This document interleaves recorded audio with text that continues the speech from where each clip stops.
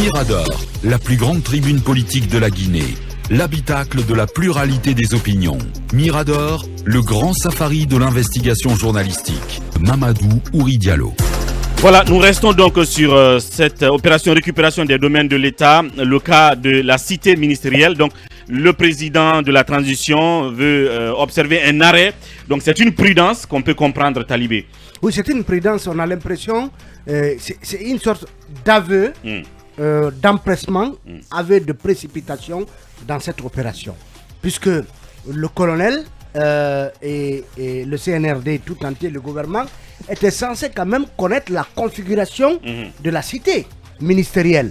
Est-ce que donc on y a engagé le colonel dans une opération sans connaître un certain nombre de réalités qui finalement se dévoilent au grand jour aux yeux du colonel et qui découvre finalement que quand vous prenez le cas de la cité ministérielle, c'est une sorte de bombe sociale si vous devez déloger des gens qui sont pour certains depuis 58-59 et qui sont des familles, des pionniers de l'indépendance de ce pays. Et quand on sait également qu'il y a des investissements de l'ordre de plusieurs milliards dans des immeubles, etc., etc. Donc, quand il parle justement d'une diversité de situations dans cette zone, donc, et qu'il faudrait faire attention à la diversité de situations, cela laisse penser que le colonel, en ce qui concerne la cité ministérielle, et éventuellement d'autres dossiers comme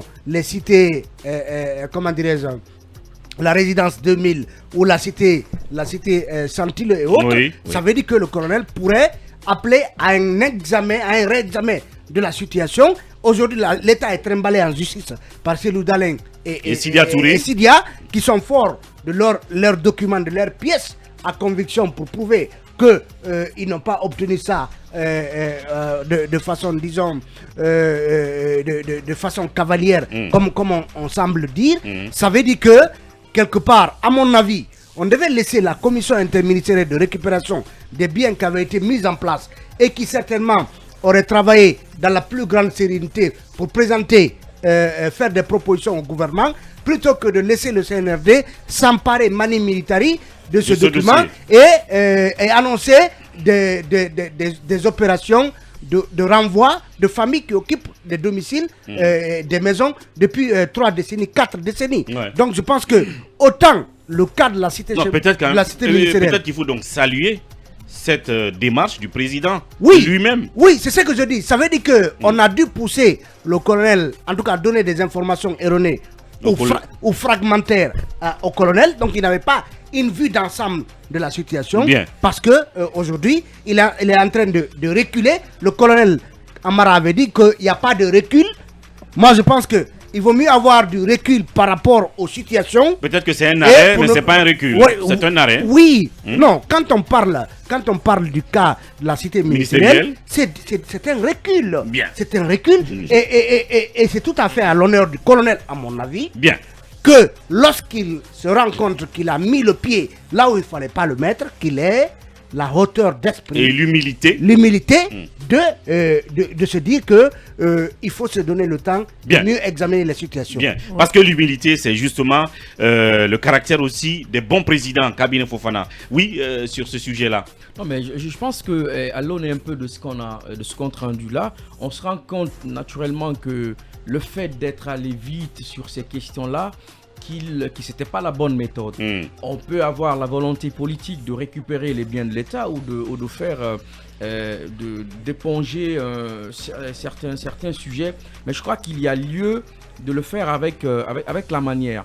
Parce que si le colonel estime aujourd'hui que certains cas doivent être traités de façon assez spécifique, ça veut encore dire que tous les cas doivent être réglés de la manière la plus idoine possible. Donc au cas par cas. Au cas par cas. Absolument. Et je crois qu'il y a, comme on l'a sciemment dit ici dans ce studio, et d'autres l'ont aussi dit, il faut judiciariser en réalité ce travail-là. Il faut permettre à ce que tout ce dont on reproche d'être sur des domaines bâtis ou non bâtis de l'État, et la possibilité de se défendre, devant et que un derrière, juge. Exactement, que l'on ne mette pas la charrue avant les bœufs. C'est-à-dire que demander à ce que les gens sortent alors que ceux-ci pourraient se retrouver devant un juge. Je crois que si tous ce qui sont passés de Conté à Condé, je pense que personne de ces deux présidents-là ne voulait pas quand même, n'était pas conscient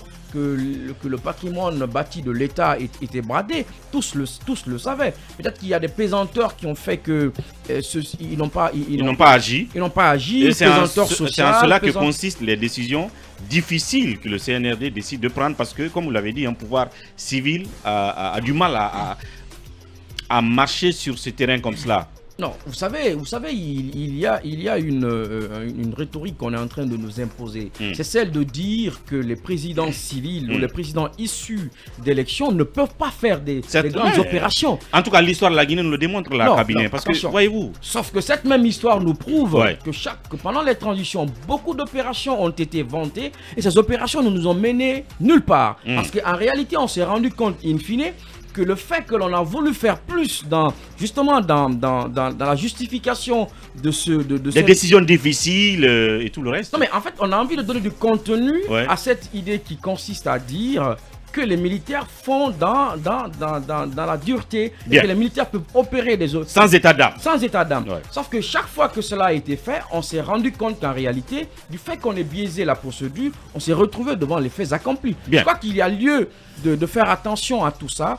Ce sont des cas spécifiques. Le colonel, puisqu'il lui-même s'en est rendu compte, je crois que tous les cas sont des cas spécifiques et ceux-ci doivent se régler au cas par cas. Encore une fois, je ne pense pas que ce serait intelligent de faire de la récupération des biens bâtis et non bâtis de l'État une telle priorité.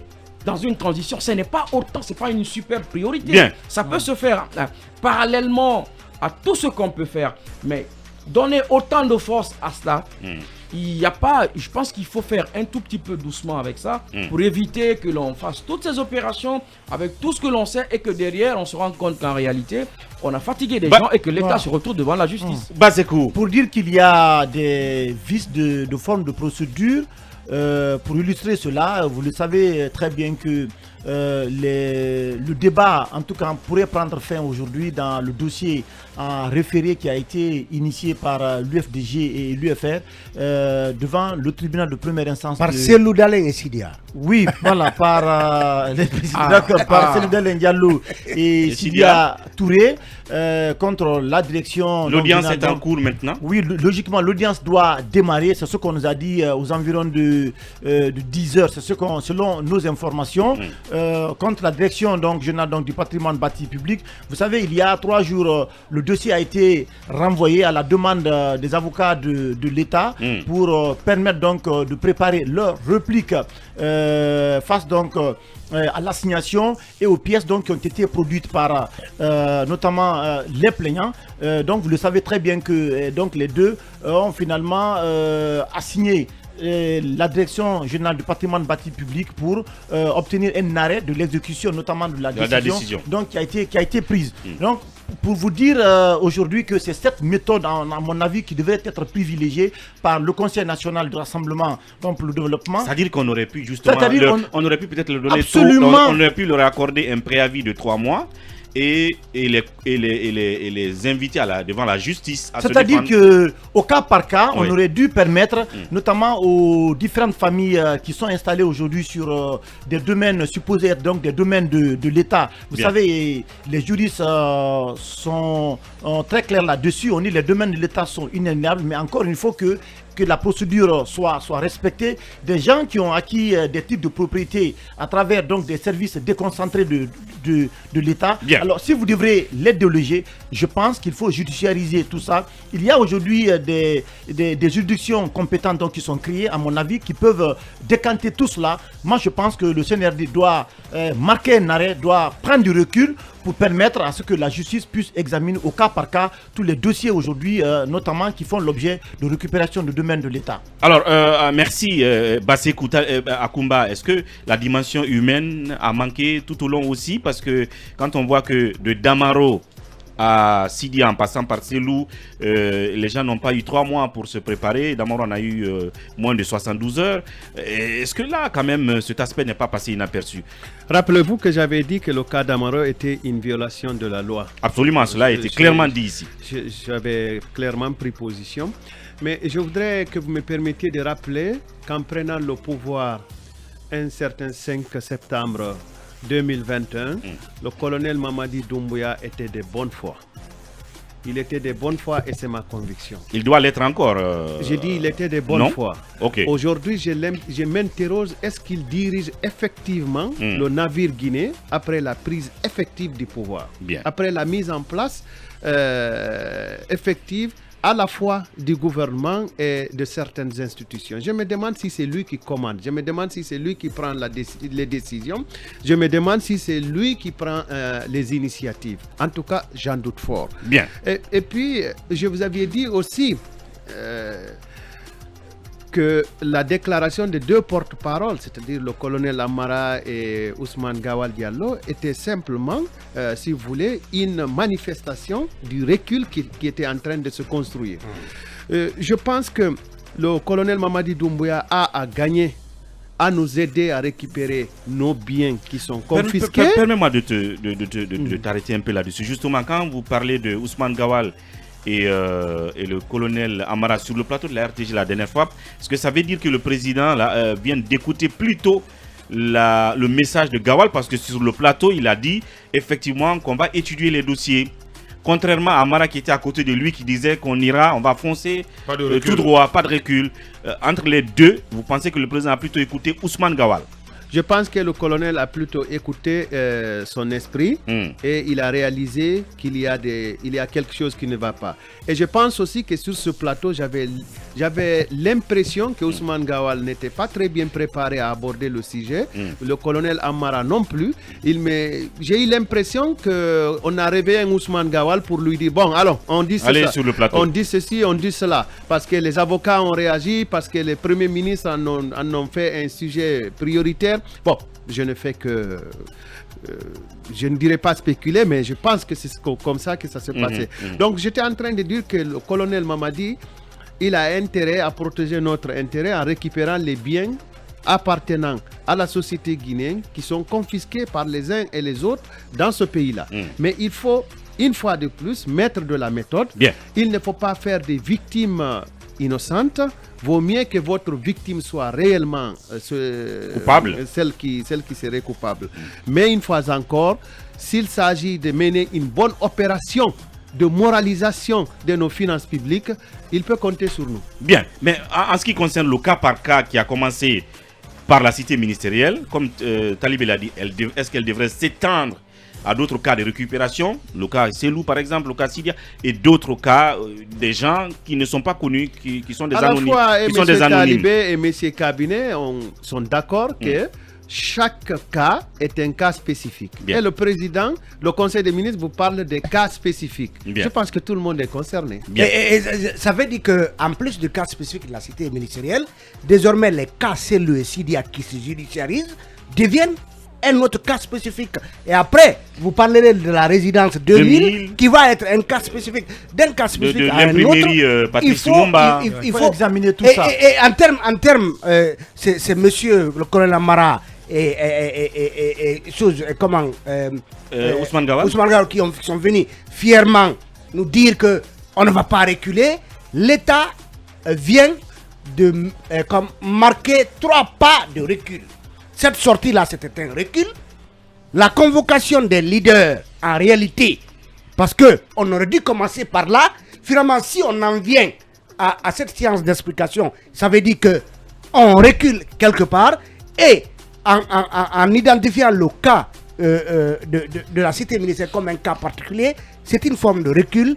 Parce que tout ça, justement, n'a pas été suffisamment mûri et géré avec beaucoup de sérénité et de calme. Et surtout, mon colonel, je vous supplie, aidez-nous à ce que l'hôtel Palme Kamayen soit toujours un hôtel guinéen ayant des intérêts guinéens. Bien. Subliminal, encore qu'il faut retenir que ce recul n'est pas forcément une faiblesse pour un chef d'État ou un État de droit. Oui, Gambaldé. Oui, ce recul, c'est ce qu'on appelle de la tempérance. Maintenant, les philosophes, comment dirais-je, considèrent que la tempérance fait partie des vertus. Absolument. Même avant la sagesse.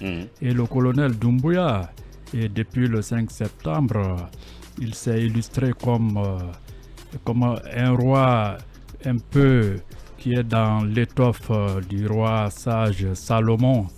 Même si Akumba a raison de s'inquiéter en disant que les mauvais génies seraient en train de prendre le dessus dans cette dans cette épreuve de tir à la corde entre les mauvais génies et les bons conseils autour, parce qu'il y en a toujours, et généralement c'est les mauvais génies qui prennent le dessus sur les chefs.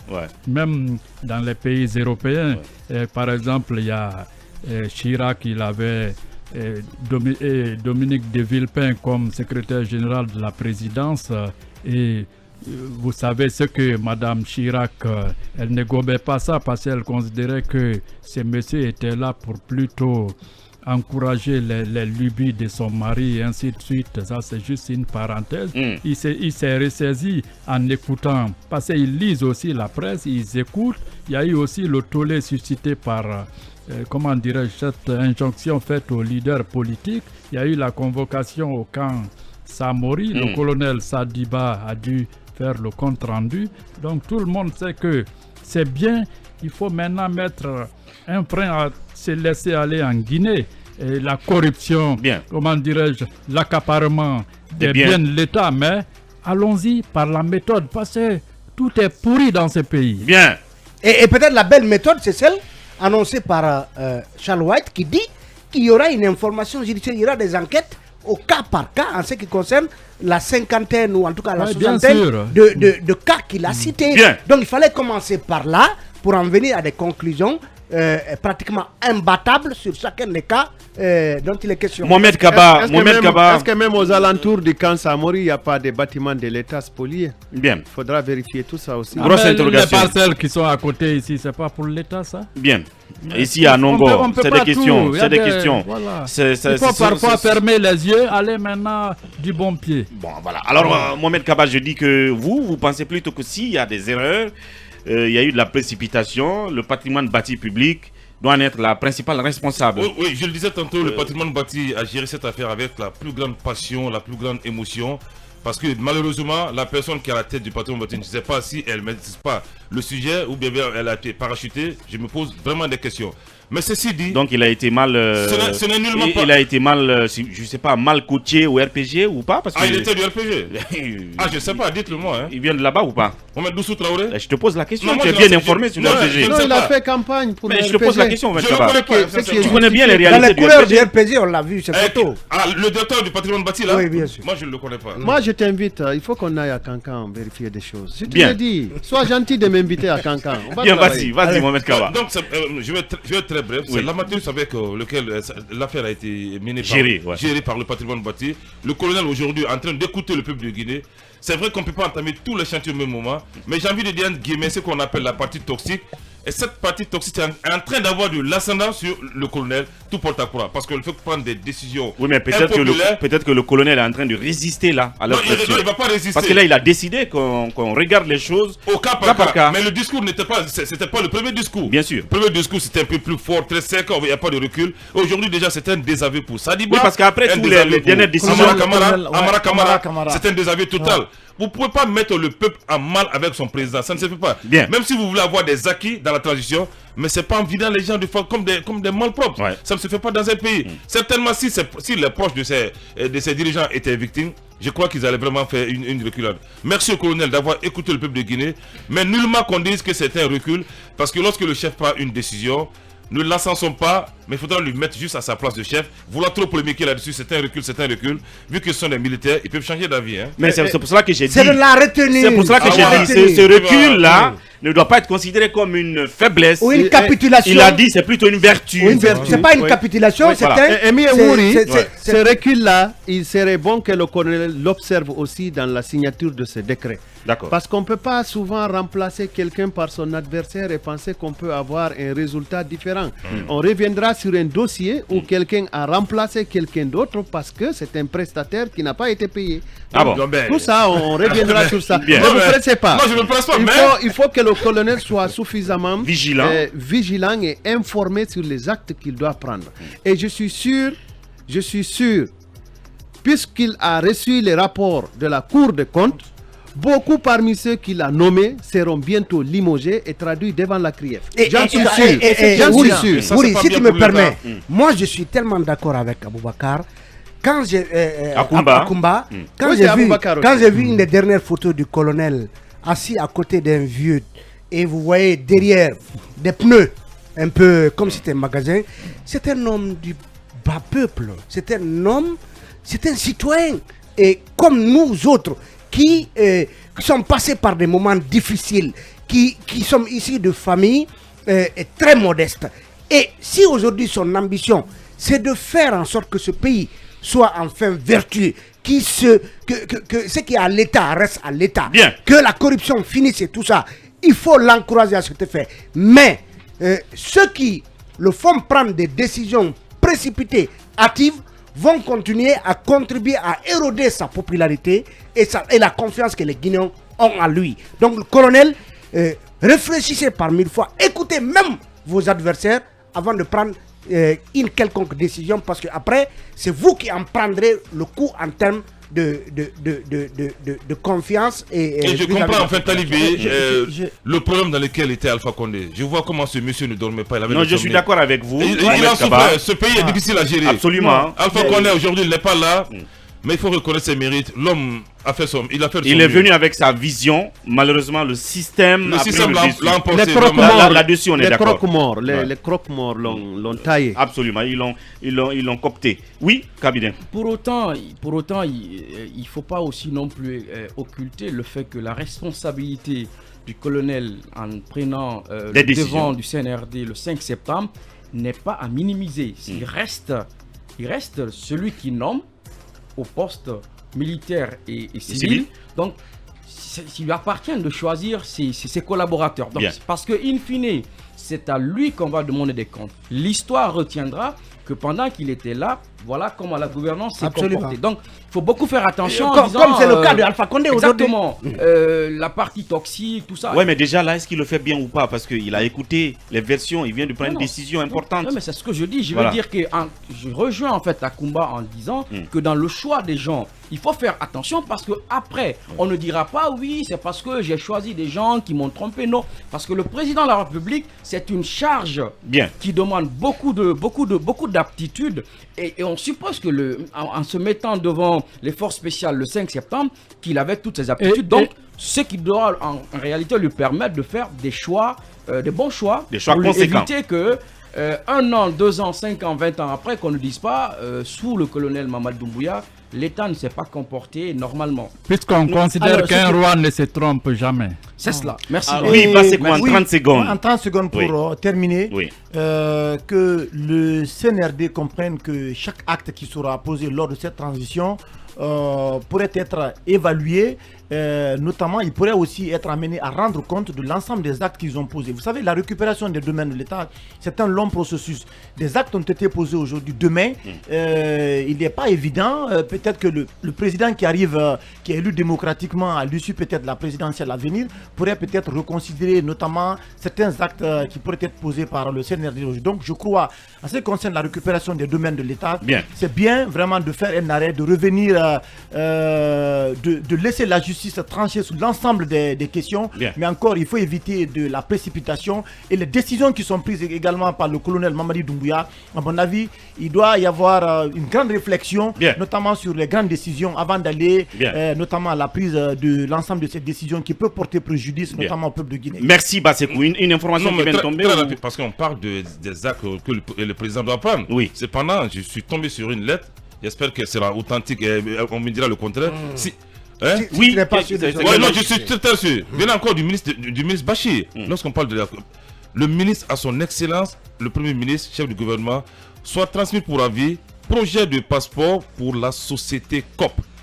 J'ai l'honneur de vous transmettre 6 juin pour avis et appréciation le projet de confection de la société COP Identity Security Solutions, spécialisée dans la confection des cartes d'identité, cartes électeurs, cartes consulaires, cartes de retrait bancaire, cartes de santé, qu'on adresse au Premier ministre. Pendant qu'il est en Malaisie. Ça, il y a quelque chose qui ne sent pas bon de ce Donc ce côté. n'est plus Il y a une confusion totale. Il y a un groupe dans le lot et il y a COP C'est Identity Security Quelle Solutions est aussi, la date de cette lettre? le 15 février. Bien. Ça veut dire qu'il y a Anguille sous roche quelque Bien, part. merci. Allez Peut-être poser qu'on va- la question à l'ancien DCFAS par intérim. Vous comprendrez combien de fois mon grand frère Bachir est à encadrer. Voilà, donc on le disait, cette affaire de récupération et cette décision à saluer du président de la transition. Et cela démontre que jusqu'à preuve du contraire, Mamadi Doumbouya reste volontariste. Comme le dit Ibrahim Babé Diallo, on va passer à autre chose.